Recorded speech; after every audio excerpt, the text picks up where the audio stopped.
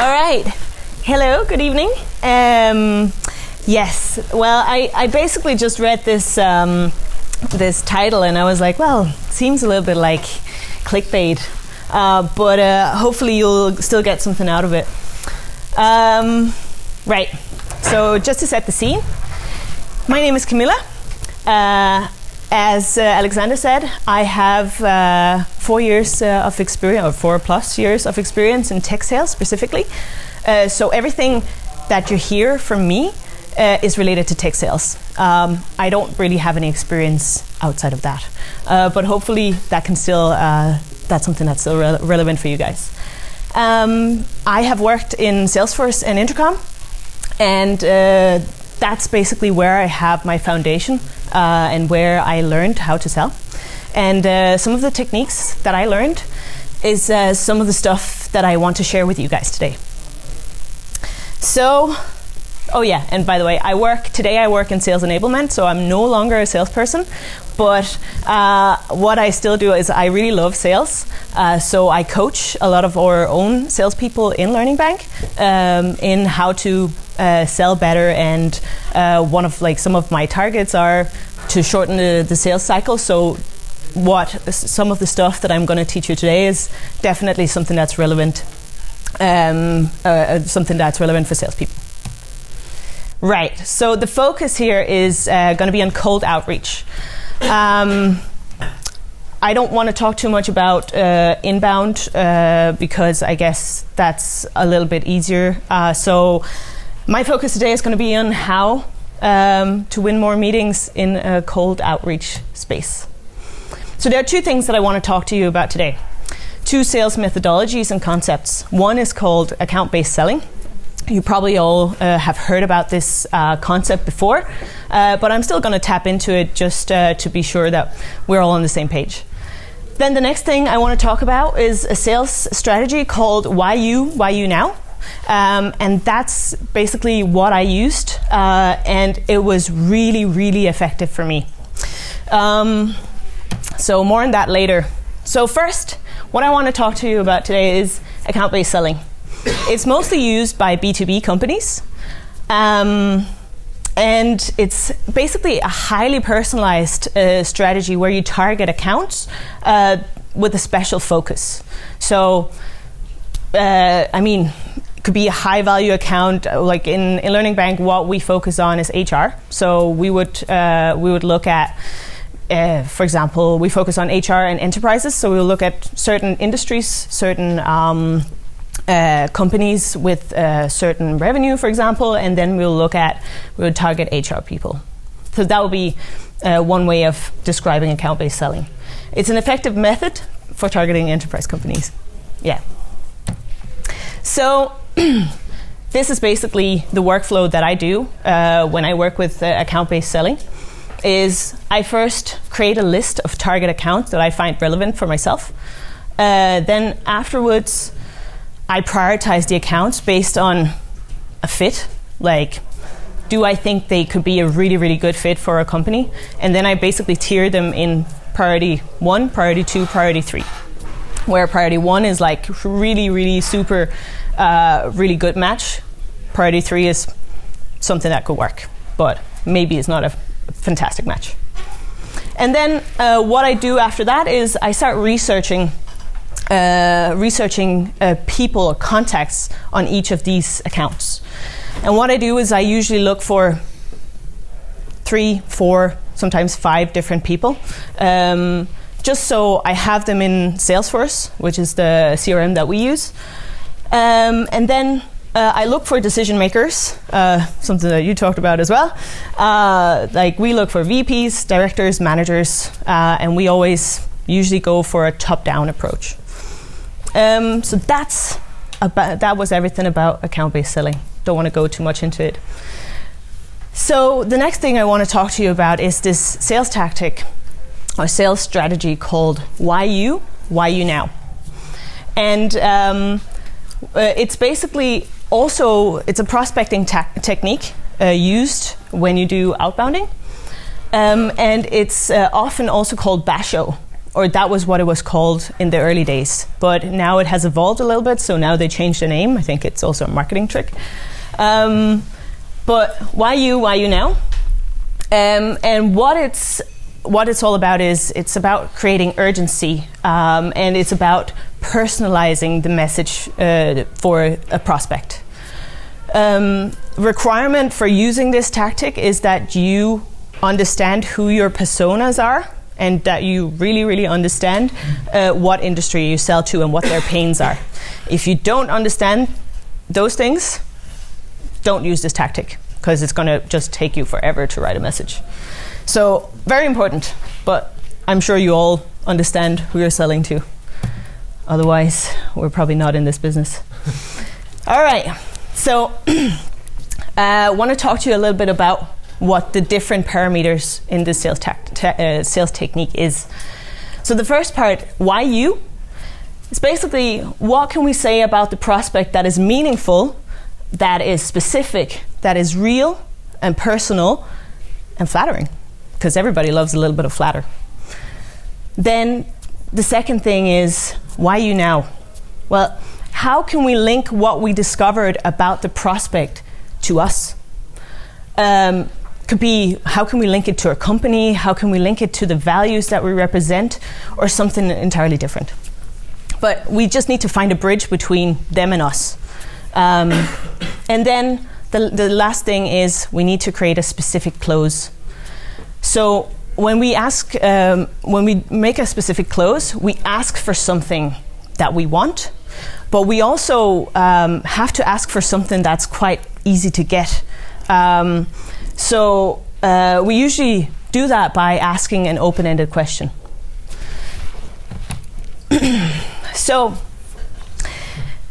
this is really funny, because this tactic is actually not about selling.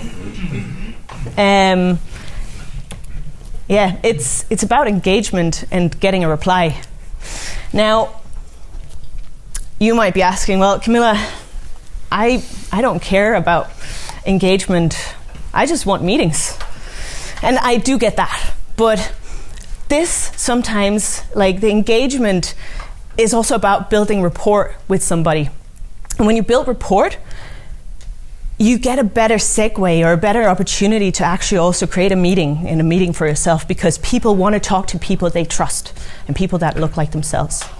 So when you use this strategy, it shows the prospect that you made an effort to try to get to know them. You also show that you understand the prospect's pain. So, I mean, when you have tried to get to know somebody, how can they refuse? How can they not reply to your message? I mean, that would almost be rude, right? Instead of like when you get a sales email that just said, hey, I saw your LinkedIn page, I see you're a sales enablement person, we also do sales enablement, buy this, do you want to, I just don't read that email, I just close it down. So here you can actually see, if you wrote a blog post or something like that, and they refer to your blog post, you're like, this is about me, I want to read that, So my reply rate is usually 1 in 3. And I mean, this is very easy for me to do because I can do all of this at scale. So I usually get a lot of replies. Now, the replies that you get are not necessarily, oh, I want to talk to you, let's book a meeting. But it can also be like, hey, doesn't fit right now, talk to me in 6 months. Or it can be like, look, I don't think this sounds relevant. But it doesn't matter, because you got a reply. Now you're not, if it's not a successful reply, you can move on. That opportunity was not yours anyway. So usually what I also see with these replies that I get is that the quality of the conversations are a lot higher. It's a lot better and a lot more, I'd say, personal, and they share a lot more information. So yeah, that's why I want to show this technique to you today. So there are 7 creative strategies to engage your audience that I want to share with you today. Now, first of all, just want to say this beforehand. I'm not a salesperson anymore, as you know, but I still love sales.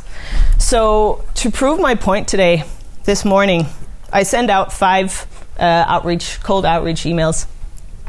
And I had to send out 5 because I was like, oh, what if, 1 in 3, what if if the 3 didn't reply? So I sent out 5 and I actually got a reply today. So I'm going to share that with you as well. But the first one is to refer to events or common interests. So I took an example here, something I sent to a prospect. I've changed the names of the company and the prospect due to GDPR. I know it's information you can find out there, but I just want to be sure. So, but yeah, so basically what I focus a lot on is the subject line. And you're going to get the entire background story of the subject line later. But let's read this email. So basically this email says, the subject says, there's a lot of pride in being a retail X employee. And then there's a little pride flag. And then it says, hi, Mr. Prospect. I've been following you and Retail X for a while, and I'm impressed by how well represented Retail X was at Pride this weekend. Both Pride and the Work Environment Award shows that employees in Retail X are highly valued. That is something other companies could learn a lot from. When I speak to HR directors in the retail industry, I often experience the biggest challenge is to ensure well-being and retainment over time. At Learningbank, we have helped customers such as Co-op, McDonald's and 7-Eleven increase engagement amongst new employees, reduce the onboarding time and increase the retention rate through scalable digital learning in every step of the employee's life cycle. With the Work Environment Award, you clearly already have taken some steps towards focusing on motivation and engagement. How are you currently working on minimizing employees' retention? Best, Camilla. Now, this email I didn't send today. As you can see, Pride was in the summer. But I thought this was a really good example for events because I couldn't find something interesting in my research. So you got this one today. But basically, what I'm going to show you here is the 3 different steps and how I use them. So the first part describes why you. Why am I targeting you right now? It's like the opening line, that's the hook, that's what I'm using to try to get his attention. Then I'm going to be like, well, why am I targeting you now? Well, it's actually because you have a business that's interesting, and we have helped other people similar to you. So I made a bridge where, I'm trying to connect his company and my company. And then the last thing is I made a specific close with an open-ended question. So that's how I built up my emails. Now, I want to take you through the research because I found as an SDR and as an account manager, this was the hardest part for me to learn in the beginning. But now I can do it very quickly. Essentially what I usually do is I look at LinkedIn, I look at their website, I look at the LinkedIn page of the company and of the people that I target.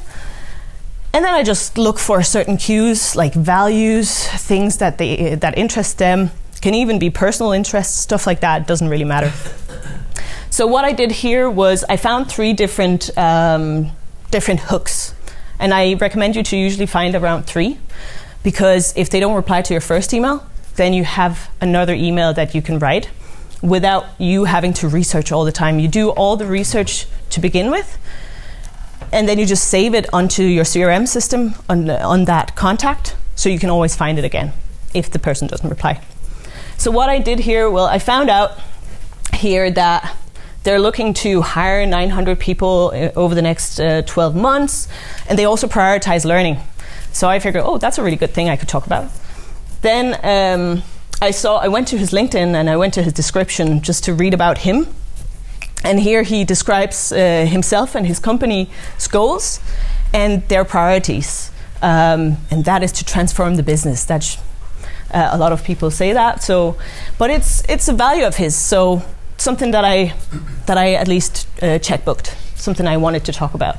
And then the last one here was he had written a passionate post on LinkedIn about Pride and how well represented they were at Pride, how basically how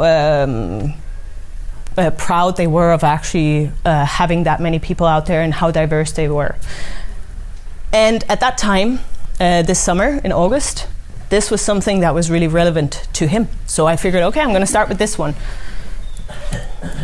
Oh, yeah. So basically, that's sorry. So that was basically why I wrote this email, and why I used the first piece here, why I used that as a hook. So that was basically to get his attention, because I saw in his LinkedIn profile that was something that was super relevant to him at that time. So basically, that was how I built it up. I'm going to talk to you about templates later on, but it's just so you kind of understand how I work. Okay. So as I mentioned, the research can take a lot of time, especially when you're new to it. If you don't know exactly what you're looking for, it can take a lot of time. And I spent a lot of time just like, sometimes it's a lot more fun to research. You're kind of stalking. You're being paid to stalk people. And I thought it was a lot funnier just to stalk than actually, write a sales email and then call them afterwards. So I spent a lot of time on doing that. And I found out that's not very efficient. Then I could actually rather call them. So don't fall into the trap of spending too much researching, because you just don't get enough time to sell. So I started using this 5x5 rule. And basically what this is that you only spend 5 minutes on researching per person. If you have 3, you spend 15 minutes. And then you only spend 5 minutes crafting the message. And then you're probably like, you did not spend 5 minutes on this, because this is a long email. I mean, you have to be pretty precise. So, and the more precise an email is, the more time you actually spend on trying to write it. And that's true. On the template that I have, I did spend a lot of time crafting that. But the customization here, the customization is the key. So essentially what I did is I have crafted around 5 to 10 different templates that were based on personas or industries.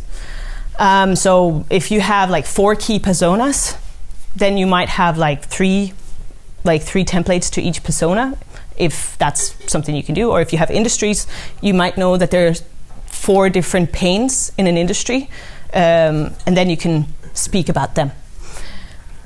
But so basically I had the templates, and then I only customized 20%. So I forgot to highlight that, but I customized the subject line.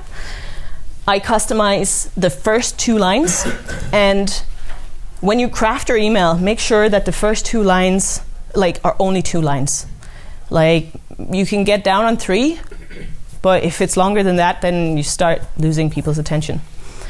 So customize that part, and then the open-ended question, the closing, I also customize, because that's different depending on what salesperson you're talking to. And so some of the tools I want to mention here is tools that I used for saving my templates was Text Expander, and now I'm using Phrase Express, because Text Expander is now not free anymore. So using Phrase Express, and they're amazing, because basically you're not going to type your template over and over again, or you don't have to copy paste it from somewhere else and put it in. You basically just have a shortcut on your keyboard, and then it just appears. The text appears, so it's fantastic. So yeah. Let me just see how I'm doing on time. Have to be done very soon. Okay, so here, this is one that I actually sent out to the same guy today, because now it's been 6 months, so I figured might as well just check in on him. So I wrote, this is basically where I quote his own words, because that's very powerful. You're basically showing that you've been reading something that he's created or crafted in some way. So it could be a LinkedIn description, it could be a podcast that he's attended, it could be a blog post or an interview or something like that.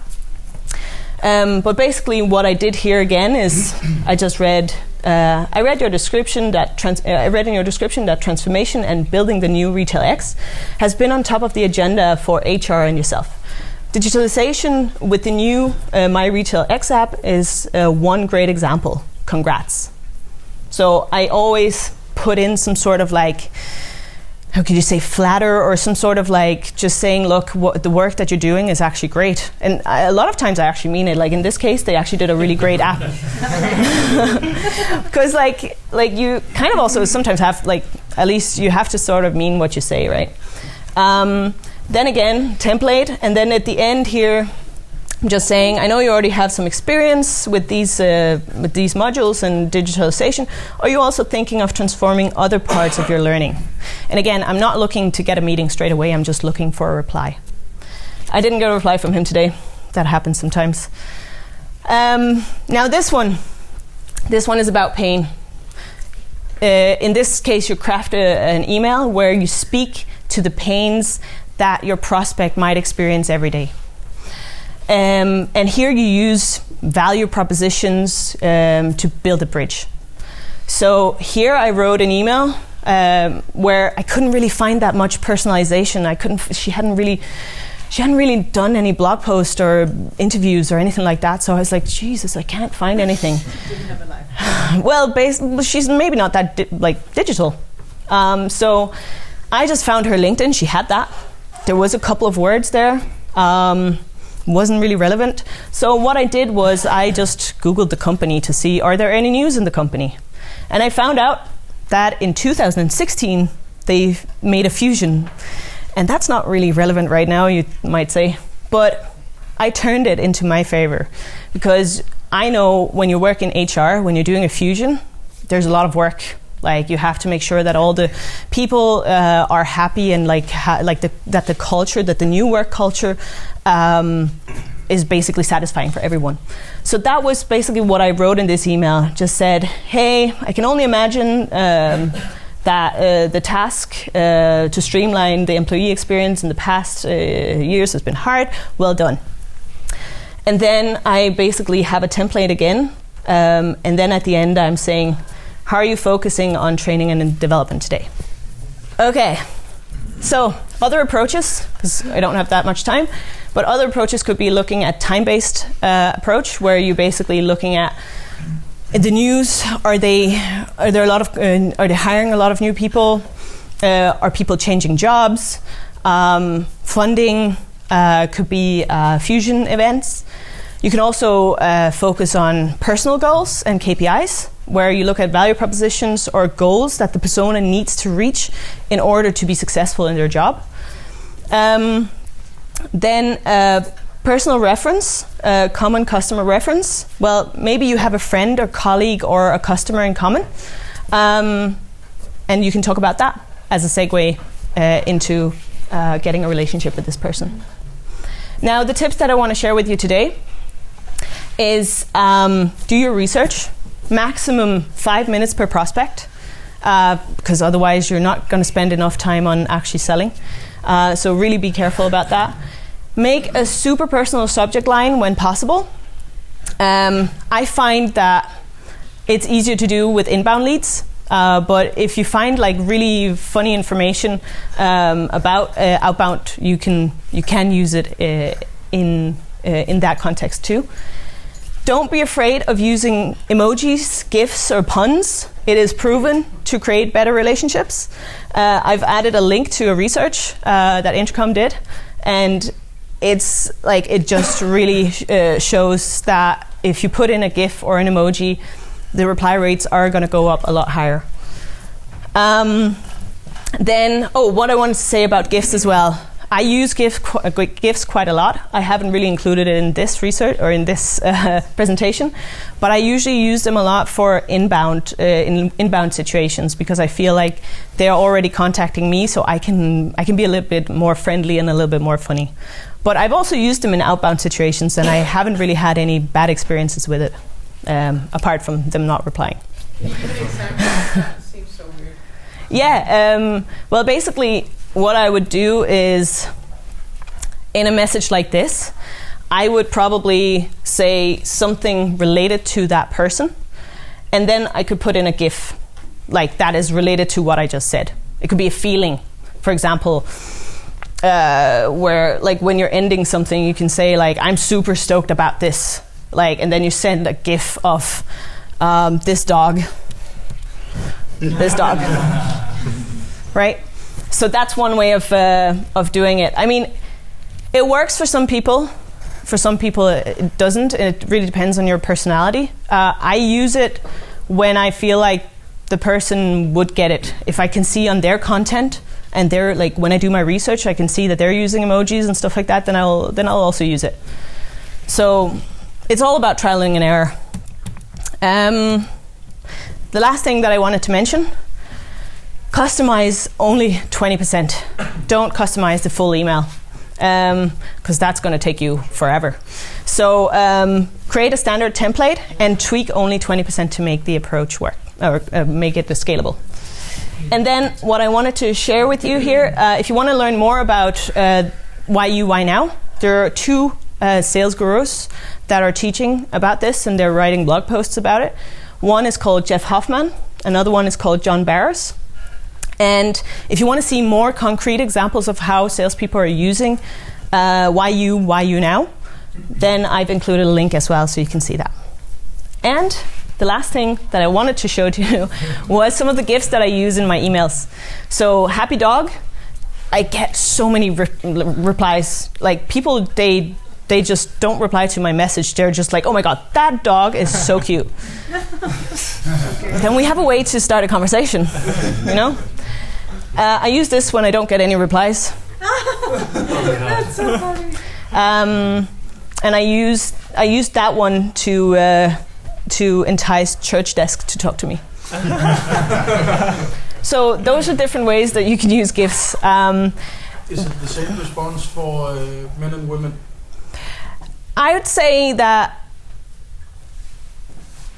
I haven't really seen any difference. I feel like there's different responses depending on how who you're talking to, as in like what sort of role they have. Mm-hmm. So if you're further up in the hierarchy, in a very in an enterprise kind of company, maybe a bank or something like that, and they're in Germany, I would not use that. If they're in for the managers, not the C-level guys or the VPs, I would use like emojis and stuff like that. I would still use for those guys. Yeah, sure. But GIFs, I would probably tone it down a little bit. Mm-hmm. But if you can see that they're super like in their internet presence, that they're using GIFs or emojis or something like that, or if they're funny or something like that, you can usually read that out of, like, you can hear them in a podcast, you can read what they said in an interview, stuff like that. Well, then I might chance my arm and be like, well, here's a GIF for you. So you can also make GIFs of yourselves. I've tried that. I haven't really found that that's working really well. Maybe it's just me. Maybe some of you guys it will work better for. But that's an option as well. So, and one thing that I wanted to share with you as well, just as a thing with cold outreach, is if somebody doesn't reply, like if they go cold on you, maybe they reply and then afterwards you're trying to engage, like you're getting the engagement and the reply that you wanted, but then you send a message back to get a meeting and they don't reply. What I usually do there to get a reply is I just send an empty email back. Just an empty email. And then they usually, I will send an email with the subject line where it says, have I missed you? Sad smiley. And that really works. They're like, oh my God, I'm so sorry. I'm just really busy. So that really works as well. And that's one thing that you can read more about at John Barris' blog post. So that's it for me. I hope you liked it.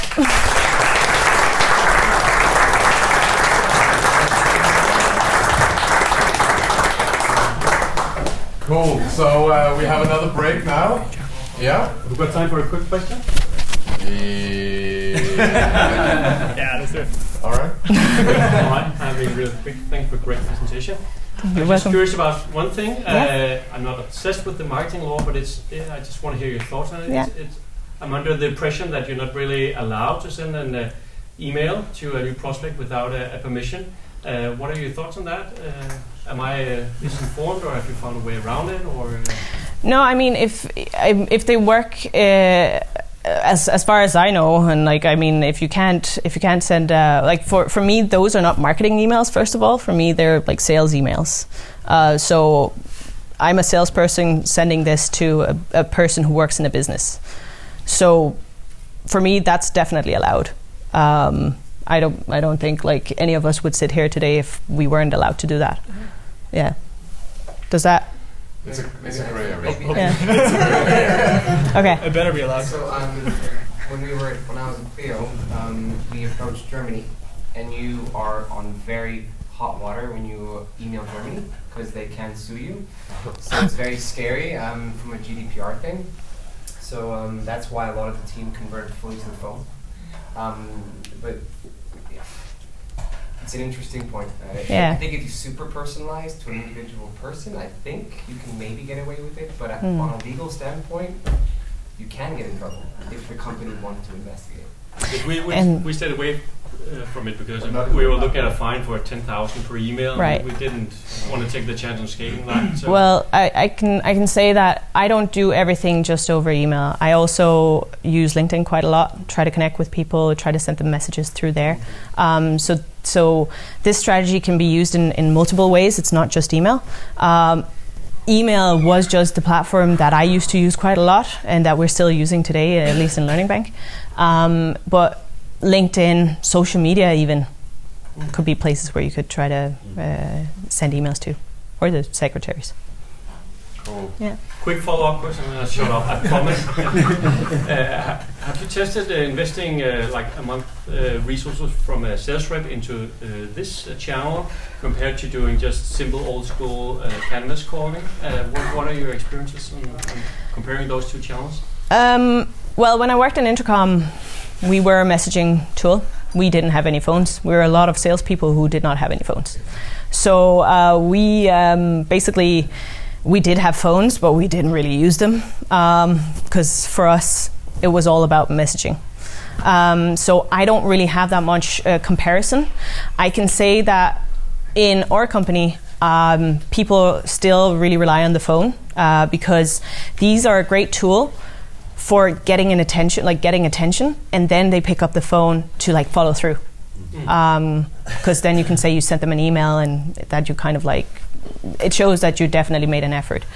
But I don't really have any comparison numbers. But I'd say for me, I was not very strong. Like when I worked in Salesforce, I was not a very strong person on the phone. I was always more like a messaging kind of person, and then I would be strong on the phone afterwards. But just for cold calling and getting through the secretary and stuff like that, I was just too weak. So, yeah, it really depends. I think it depends on the person you are as well. So, yeah. Cool. I think, yeah.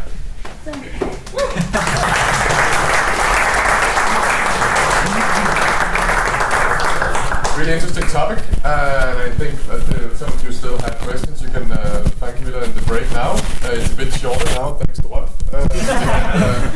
I will see you in here again in about 20 minutes, where the last speakers will talk about how you can boost your sales with personal videos. And after their talk, we will have some pizza and more beers.